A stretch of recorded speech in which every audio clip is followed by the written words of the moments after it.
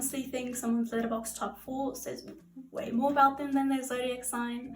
So here's my Letterboxd top 4. Hey, my name is Mia and welcome to Film Fluff, where I talk to 4 to 5 films in any given random category. So I'm gonna start off with what I think is probably the most cinephile friendly film in my top 4, and that's the Grand Budapest Hotel by Wes Anderson. I have loved this film since I was 12 years old and was probably too young to watch it, but I think it is just such a testament to production design and crafting a murder mystery and ensemble acting. And if you haven't seen it and you are skeptical of Wes Anderson's film and styles, if there's one Wes Anderson film you need to watch, it's this one, and The Fantastic Mr. Fox as well. The next film in my top 4 is The Princess Bride by Rob Reiner. I really didn't realize how big of an impact Rob Reiner's films have had on my life and how he is actually kind of one of my favorite directors until he and his wife were murdered last year. For some reason, it just didn't click that he directed one of my favorite films of all time. The Princess Bride is a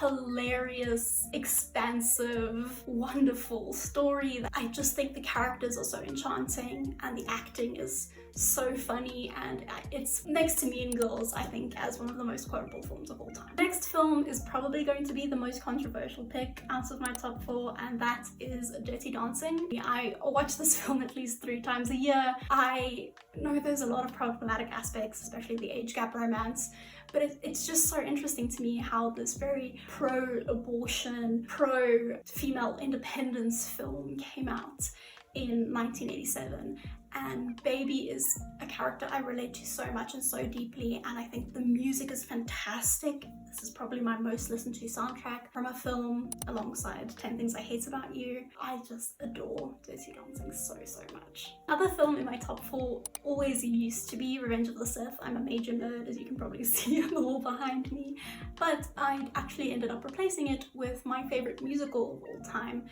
which is West Side Story. I think West Side Story, specifically the 1961 version, although I do love Steven Spielberg's version as well, is such a well-crafted film. It has one of my favorite opening sequences in film history. The music is incredible. I adore Stephen Sondheim's music. I just think it's so charming and such a refreshing take on the Romeo and Juliet narrative that is honestly horrifyingly still relevant today, with, you know, its themes of racism and gender relations and gentrification. It just continues to be relevant, and I think the music is incredible, and I love this film with my whole heart. So those are my top 4 on Letterboxd. What's yours? I would love to hear. And what films would you like me to talk about next week?